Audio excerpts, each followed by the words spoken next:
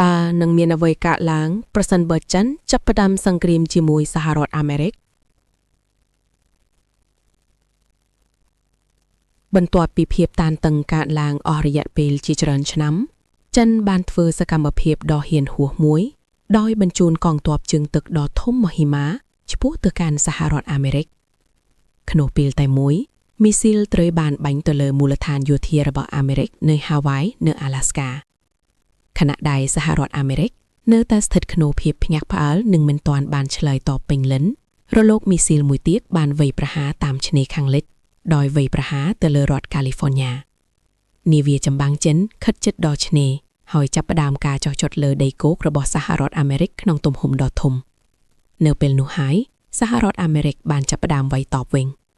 យន្តហោះចម្បាំងអាមេរិកបានចាប់ផ្ដើមការវាយប្រហារតាមអាកាសយ៉ាងមិនឈប់ឈប់លើកងនាវាចិនខណៈកងកម្លាំងលើដីគោកបានច្រឡត់ដើម្បីការពារទីក្រុងសំខាន់ៗអង្គការ NATO បានចូលរួមសង្គ្រាមភ្លាមៗដោយបញ្ជូនកងទ័ពមកគាំទ្រសហរដ្ឋអាមេរិកហើយបំផ្លាញកងកម្លាំងលើដីគោករបស់ចិននាវាចម្បាំងចិនទទួលរងការខាតបង់យ៉ាងធ្ងន់ធ្ងរបង្ខំឲ្យពួកវាដកថយក្រោយប៉ុន្តែមុនពេលពួកវាអាចគេចផុតបានកងកម្លាំងអាមេរិកដែលឈរជើងនៅកូរ៉េខាងត្បូងនិងជប៉ុនបានរារាំងផ្លៃដោយចាប់ផ្ដើមការវាយប្រហារដ៏ខ្លាំងក្លាពីទាំងសមុទ្រនិងអាកាស